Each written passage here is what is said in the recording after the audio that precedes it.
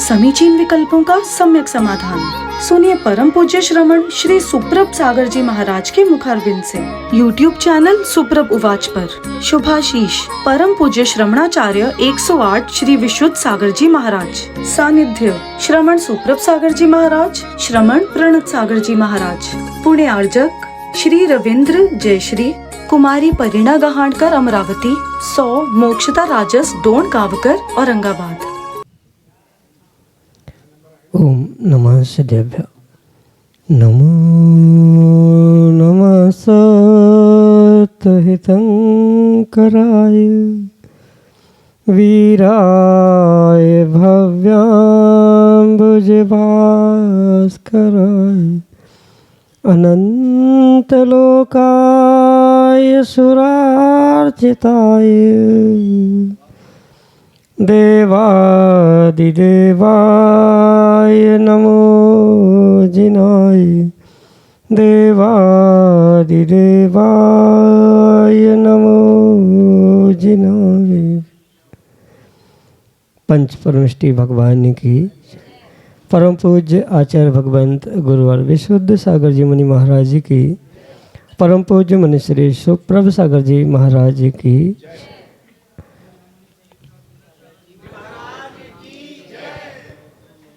समीचीन विकल्पों का सम्यक समाधान। सम्यक ज्ञान की वह अलौकिक विधा जो हमारे जीवन के अज्ञान रूपी अंधकार को दूर करके और हमारे जीवन में सम्यक ज्ञान रूपी प्रकाश को लाने वाली है। क्योंकि जहाँ पर अज्ञान है और अज्ञान रूपी अंधकार है, वहाँ पर नियम से दुख है, और उस दुख से मुक्ति का एकमात्र उपाय है सम्यक समाधान।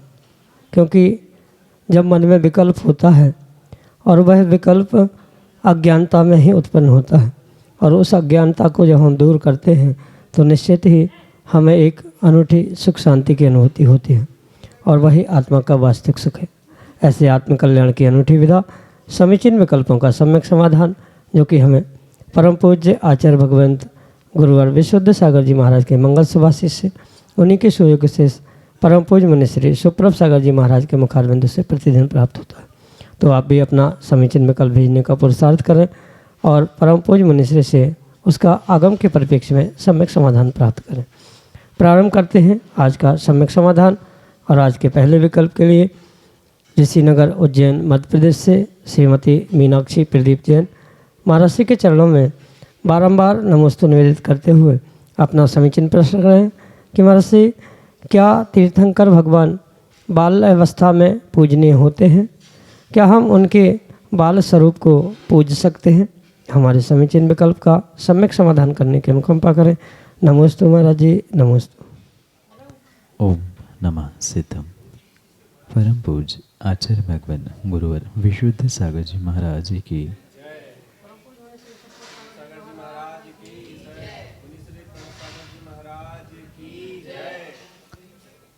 तीर्थंकर बालक अवस्था में हो या युवा अवस्था में, क्योंकि अभी तक उन्होंने महाव्रत धारण नहीं किए है, इसलिए वे परम पूजनीय तो नहीं हो सकते। जैसे कोई निर्ग्रंथ मुनिराज बनने के पूर्व अवस्था में कोई युवा कोई व्यक्ति है, ऐसे ही वह गृहस्थ अवस्था में, चूँकि उनके पास जन्म से ही 3 ज्ञान हुआ करते हैं, इसलिए वे पूजनीय हो सकते हैं, सम्माननीय होते हैं, आदरणीय होते हैं। गर्भ कल्याणक, जन्म कल्याणक जैसे कल्याणक भी देव आकर मनाते हैं, इसलिए वे पूजनीय होना, आदरणीय होना, इसमें किसी भी प्रकार से कोई विकल्प नहीं है। पर जैसे कोई भगवान तीर्थंकर बनने के उपरांत या केवली बनने के बाद, निर्ग्रंथ बनने के बाद परम पूज्य अवस्था को प्राप्त होते हैं, उस परम पूज्यता को वो प्राप्त नहीं होते। इन दोनों में अंतर समझने की आवश्यकता है। परम पूज्य होना और पूजनीय होना, इसमें बहुत अंतर है। जैसे घर में जो बुजुर्ग रहते हैं, माता पिता है या अन्य भी कोई बुजुर्ग है, तो वे सम्माननीय होते हैं, पूजनीय तो होते ही होते हैं। भले ही भगवान जैसे, गुरु जैसे परम पूज्य अवस्था को वो प्राप्त नहीं हुए, पर फिर भी उनका सम्मान एक आदरपूर्वक स्थान प्राप्त कराते हुए किया जाता है। बिल्कुल ऐसे ही जो देवों के द्वारा गर्भ, जन्म, तप आदि कल्याणकों को प्राप्त करने वाले वे तीर्थंकर बालक हो, युवा हो, श्रावक हो, गृहस्थ हो, इन सभी अवस्थाओं में चूँकि सामान्य श्रावकों से विशेष अवस्था को प्राप्त कर चुके हैं, जैसे कि मैंने अभी कहा कि जन्म से ही वे 3 ज्ञान के धारी होते हैं और वह 3 ज्ञान के धारी होने के कारण से उनके लिए ये विशेष रूप से श्रावक सम्मान देते हैं। श्रावक उसे पूजनीय मानकर उनकी आराधना करते हैं। जैसे पंचकल्याणकों में भी आपने देखा होगा कि जब भगवान का अभिषेक होता है, जन्माभिषेक पांडुक शिला पर, तो वहाँ भी श्रावक सम्मानपूर्वक उस नवन को ग्रहण करता है। पर ये नवन गंधोदक के रूप में निर्ग्रंथ मुनिराज आदि ग्रहण इसलिए नहीं करते हैं कि वे अभी परम पूज्य अवस्था को प्राप्त नहीं हुए हैं श्रावकों की हैसियत से, देवों की हैसियत से, क्योंकि वे अभी अव्रति है। देव तो हमेशा ही अव्रति रहते हैं और श्रावक भी जो व्रती नहीं बने हैं उनके द्वारा वे पूजनीय हो सकते हैं। उनकी वह युवा अवस्था, बाल्य अवस्था भी पूजनीय स्वीकार की जा सकती है। किसी प्रकार से इसमें कोई विकल्प नहीं है। यही आपके लिए सम्यक समझ। विकास जैन काला, सादतगंज, लखनऊ, उत्तर प्रदेश से अगले समीचीन विकल्प करनी। नमोस्तु गुरुदेव।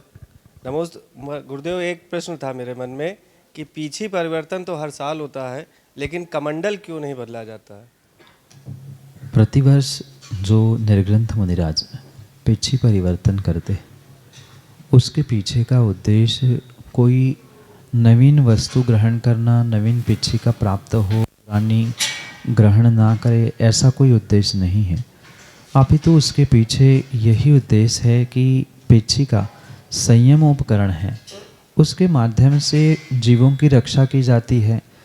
उठते हुए, बैठते हुए, चलते हुए जहाँ जीव होने की संभावना है वहाँ पिच्छिका के माध्यम से मार्जिन करके, उनको अलग करके फिर उस स्थान, उस वस्तु को ग्रहण किया जाता।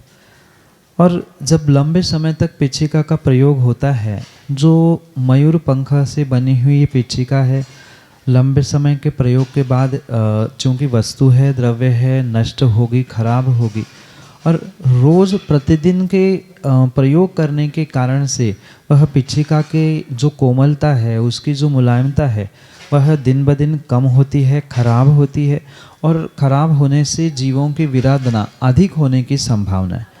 इसलिए कुछ कालांतर से पिच्छिका का तो परिवर्तन होता है, पर ऐसा कमंडल में इसलिए नहीं हुआ करता कि कमंडल संयमोपकरण नहीं है, संयम का उपकरण नहीं है, अपितु वह शुद्धि का उपकरण स्वीकार किया जाता है।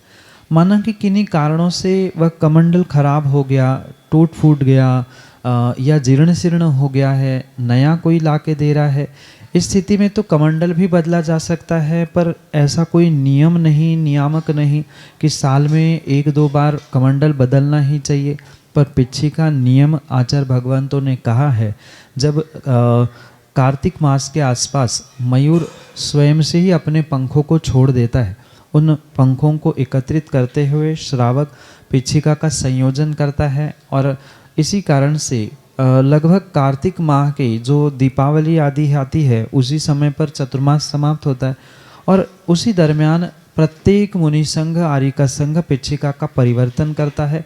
पुनः ध्यान दे, प्रयोग करते करते बहुत जल्दी पिच्छिका मुलायम होने से खराब हो जाती है, उसके गुणधर्म नष्ट हो जाते हैं, संयम की रक्षा पूर्ण रूप से नहीं हो पाती।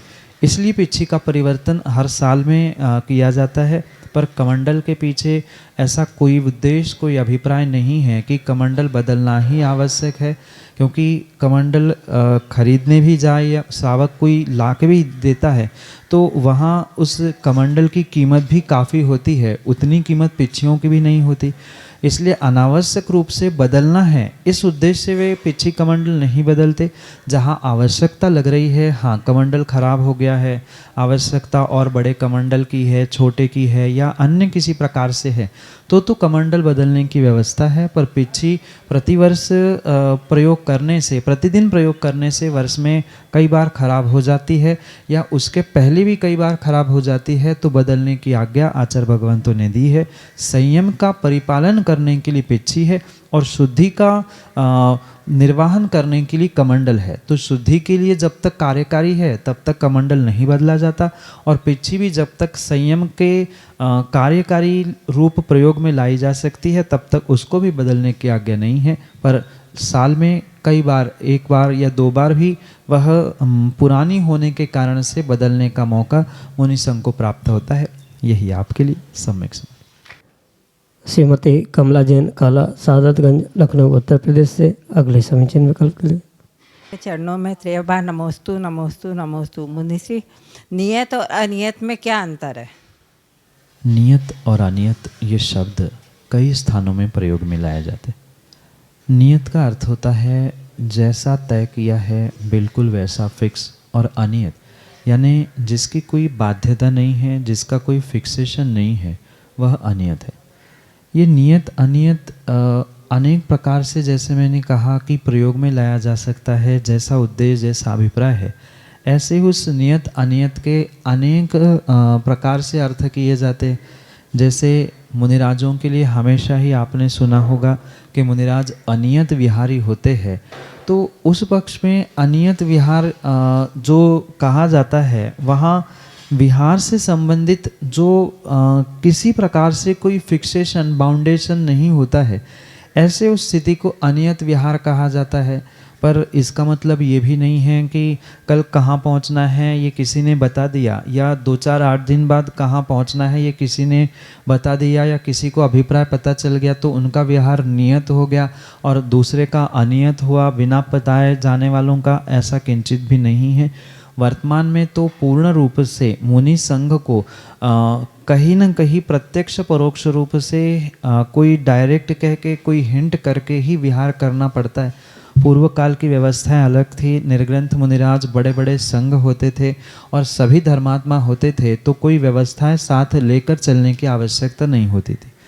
पर वर्तमान के परिप्रेक्ष्य में ये बाध्यता है कि भले ही बड़े से बड़ा मुनि संघ हो या छोटे से छोटा मुनि संघ क्यों ना हो, पर कहीं न कहीं उसके विषय में ये समझाना, मतलब किस दिशा में विहार होने वाला है, कब होने वाला है, कैसी उसकी व्यवस्थाएं होगी, ये सब कुछ कहना कहीं न कहीं आवश्यक है वर्तमान के परिप्रेक्ष्य में। पर पुनः ध्यान दें, इसका अर्थ ये नहीं है कि मुनिराज का विहार नियत हो चुका है। नियत का अर्थ ये होता है विहार के परिप्रेक्ष्य में कि जो एक रूटीन जैसे तय है कि चतुर्मास के बाद इस स्थान पर ही पहुंचेंगे, उसके बाद वही जाएंगे, ऐसे 1 बार 2 बार 4 बार 10 बार पुनः पुनः अगर रिपीटेशन होते हुए ये सबको अनुभव में आ चुका है कि बस इसके बाद अब वहाँ जाएंगे, वहाँ के बाद यहाँ जाएंगे, यहाँ के बाद यहाँ जाएंगे, ये जो रूट तय है कि इसके अलावा जो नियत क्षेत्र है, नियत स्थान है, नियत गांव है, इनके अलावा कहीं अन्यत्र जाने का जहाँ विचार नहीं होता है, वहाँ तो अनियत विहार में दोष लगने की संभावना है। पर जिसका किसी प्रकार से कोई उन स्थानों में, उन मार्गों में राग नहीं है, भले ही पूर्व से व्यवस्थाएं चल रही है, पूर्व से संकेत कर दिए गए हैं, वे पूर्ण रूप से अनियत विहार के ही परिप्रेक्ष्य में उसे स्वीकार करना होगा। क्योंकि वर्तमान में ये बहुत सारी बातें सुनने में आती है कि नहीं, इनका तो विहार पहले से ही तय था कि चतुर्मास के बाद उनको इस नगर में जाना है। तो ये नगर में जाना है, कहीं ना कहीं मुनिराज को टारगेट लेकर दिमाग में कोई आयोजन है, कोई स्थान है, तो वहाँ जाना ही पड़ेगा। और जैसे मैंने वर्तमान के परिप्रेक्ष्य में कहा कि कुछ व्यवस्थाएं भी श्रावकों को संकेत करते हुए समझाने की भी आवश्यकता पड़ती है। तो ये अनियत ही विहार है। पर अगर उन्हीं स्थानों में जाना, उन स्थानों में राग, किसी क्षेत्र विशेष में, किसी नगर विशेष में राग बन के रह जाना, मैं यही जाऊंगा, ये हमारा क्षेत्र है, ये हमारा मार्ग है, ये हमारा स्थान है आदि, अगर किसी मार्ग, किसी स्थान, किसी नगर के प्रति मुनि संघ का या अनियत विहारी मुनिराजों का कहीं राग समझ में आ रहा है तो वह नियत विहार कहलाया जा सकता है। पर इसके अलावा सभी जो उनका कोई उसमें राग नहीं है या कोई फिक्सेशन नहीं है, वहाँ पूर्ण रूप से अनियत विहार रूप ही उसे स्वीकार किया जाता है। इन दोनों शब्दों के अन्य शब्दों के साथ मतलब अन्य भी आगम में अभिप्राय कहे हैं, पर सामान्य रूप से इतना समझे जिसका फिक्सेशन है राग के कारण से तो वह नियत विहार है। मतलब इस चातुर्मास से वहाँ वाचना, वहाँ से वहाँ चातुर्मास, ये जो तय हुआ होता है ये पूर्ण से तय राग के कारण अगर हो रहा है तो वहाँ पूर्ण रूप से नियत विहार रूप स्वीकार किया जाता है, और बिना राग के पुनः उन्हीं स्थानों में भी पहुँचा जा रहा है तो वह अनियत विहार के रूप में ही स्वीकार किया जाता है। यही आपके लिए सम्यक समझ। अभी अभी संपन्न हुए अमृतोद्भव पावसयोग समिति के कार्याध्यक्ष जागीश जैन, सादतगंज, लखनऊ, उत्तर प्रदेश से अगले समीचीन विकल्प के लिए मुनिश्री 108 सुप्रभ सागर जी महाराज एवं मुनिश्री 108 प्रणत सागर जी महाराज के चरणों में सादर नमोस्तु। मुनिश्री, मंदिर जी में गंधोदक प्राप्त करने का सही तरीका क्या है, कृपया समझाने की कृपा करें। मंदिर में जो गंधोदक प्राप्त होता है वह वास्तव में बहुत पवित्र और बहुत उत्कृष्ट द्रव्य है, जो प्राप्त करने के लिए वैसी विनयपूर्वक मुद्रा और विनयपूर्वक भावों का अभिव्यक्त होना आवश्यक है। कई सारे मंदिरों में हमने देखा कि गंधोदक लेते समय कई बार ज़मीन पर गंधोदक गिर जाता है। कोई विनय नाम का वहाँ अभिप्राय, उद्देश्य या क्रिया भी समझ में नहीं आती। लेने में के लिए ऐसे उस बर्तन में सब झूम पड़ते हैं कि किसी को धक्का लग रहा है, किसी को नाखून लग रहा है। तो ये अविवेक पूर्वक गंधोदक प्राप्त करना ये आगम की व्यवस्था नहीं है।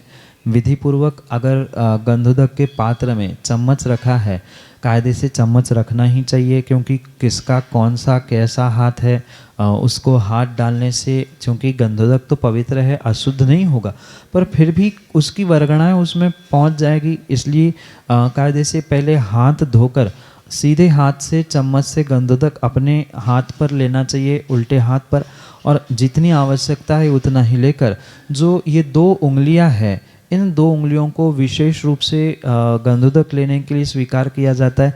और हाथ में लिए हुए गंधोदक को पुनः माथे पर, आँखों पर, मस्तिष्क पर, उच्च स्थानों पर लगाने की व्यवस्था है। पुनः ध्यान रखें, ये मुद्रा भी वहाँ आवश्यक है।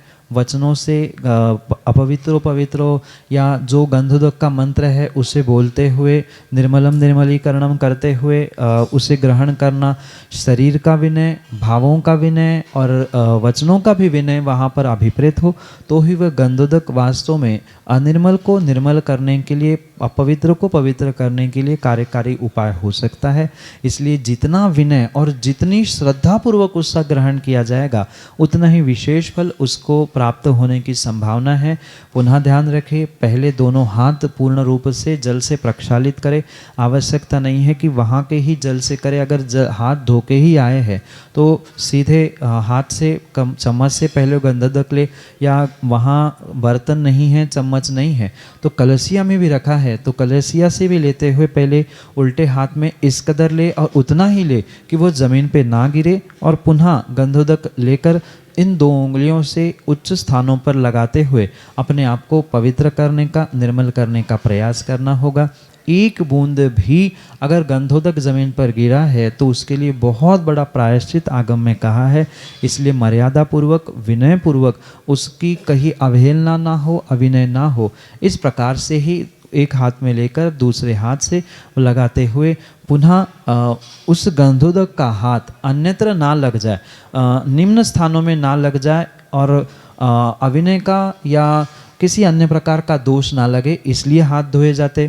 कई सारे त्यागी वृंद ये कहते हैं जब गंधोदक ले ही लिया, अब हाथ धोने की क्या आवश्यकता है, पहले भी नहीं धो बाद में भी नहीं धो, यहाँ वहाँ लगा हुआ हाथ गंधोदक में डाल रहे हैं, कहीं ना कहीं वह नकारात्मकता उसमें जाने की संभावना है। और बाद में भी अगर साफ नहीं किया, धोया नहीं है, तो अन्यत्र कहीं ना कहीं हाथ लग के उस गंधोदक की भी अभिनय हो सकती है। इसलिए पहले भी हाथ प्रक्षालन करते हुए, बाद में भी हाथ प्रक्षालन करते हुए विनय और मर्यादा के साथ इन 2 उंगलियों से ही पवित्र स्थानों को गंधोदक लगाते हुए अपने आप को पवित्र और निर्मल करने का प्रयास करें। यही आपके लिए सम्यक समाधान। महेंद्र जैन कटारिया, कानपुर, उत्तर प्रदेश से अगले समीचीन विकल्प करें। जय बोलो परम पूज्य आचार्य श्री 108 विशुद्ध सागर जी महाराज की जय। परम पूज्य मुनि श्री 108 सुप्रभ सागर जी महाराज की जय। परम पूज्य मुनि श्री 108 प्रणत सागर जी महाराज की जय। गुरुदेव, हमारा ट्रकों का व्यापार है और उस व्यापार में बहुत हिंसा होती है, टायर से होती है, एक्सीडेंट से होती है, उसमें कई जीवों की जान चली जाती है। कभी कभी ऐसी दुर्घटना उसमें उनकी व्यक्तियों की भी जान चली जाती है, चाहे वो सामने वाली गलती हो चाहे ट्रक वाले की गलती हो।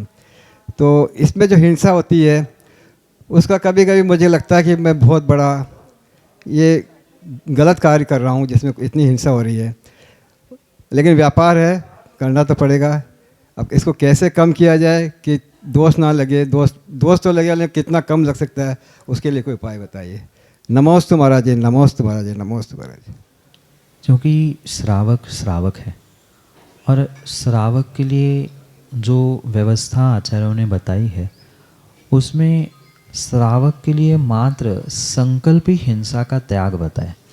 जैसे उद्योगी हिंसा, आरंभी हिंसा और विरोधी हिंसा का पूर्ण रूप से त्याग किसी श्रावक का हुआ नहीं करता, पर ये भी श्रावक का विवेक आवश्यक है कि किसी उद्योगी हिंसा में वह बुद्धिपूर्वक कोई संकल्पी पुरुषार्थ ना करे जिससे जीवों को संकल्प पूर्वक मारने का दोष उन्हें लगे। क्योंकि व्यापार है, नाना प्रकार के व्यापार हुआ करते हैं, उन व्यापारों में जो अतिचार अनाचार दोष लगते हैं, उन सभी अतिचार अनाचार दोषों का प्रक्षालन किन्हीं गुरु महाराज के चरणों में बैठकर प्रायश्चित ग्रहण करते हुए ही करने की आवश्यकता है। क्योंकि व्यापार कोई भी क्यों ना हो, वहाँ कुछ ना कुछ अंशों में उद्योगी हिंसा होगी ही होगी। मतलब उद्योग करते समय जो हिंसा हो रही है वह उद्योगी हिंसा है, कहीं कम कहीं ज़्यादा। तो इन सभी दोषों के प्रक्षालन के लिए सामान्य रूप से तो आचार्य भगवंतों ने आगम ग्रंथों में ये लिखा है कि श्रावक है और श्रावक के इस उद्योगी आरंभी हिंसा के निमित्त से जो दोष पाप का वो आश्रय कर रहा है, उससे बचने के लिए दान और पूजा ये सर्वश्रेष्ठ कार्य है।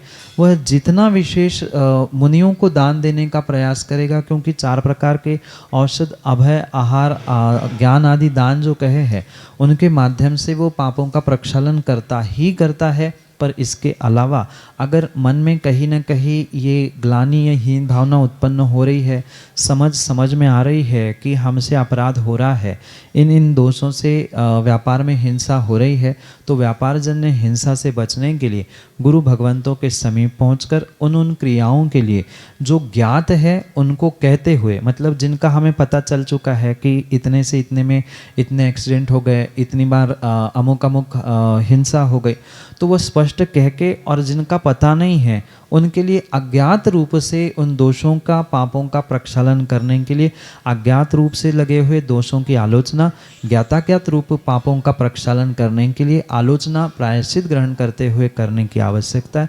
और जितने निर्मल भावों से आप गुरु भगवंतों के चरणों में बैठकर इस अपनी आलोचना को करोगे, अपनी दोषों का प्रक्षालन करने का प्रयास करोगे, उतनी ही निर्मलता इस पापों के, हिंसा के आश्रय के निमित्त से आप सभी को प्राप्त हो सकती है।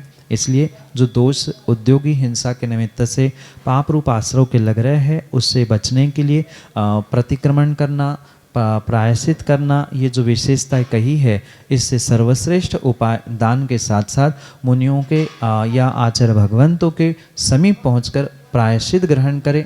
यही आपके लिए सम्यक समाधान। समीचीन विकल्पों का सम्यक समाधान। सुनिए परम पूज्य श्रमण श्री सुप्रभ सागर जी महाराज के मुखारविंद से YouTube चैनल सुप्रभ उवाच पर शुभाशीष परम पूज्य श्रमणाचार्य 108 श्री विशुद्ध सागर जी महाराज। सानिध्य श्रमण सुप्रभ सागर जी महाराज, श्रमण प्रणत सागर जी महाराज। पुणे आर्जक श्री रविंद्र जयश्री, कुमारी परिणा गहाणकर अमरावती, 100 मोक्षता राजस डोन गावकर औरंगाबाद।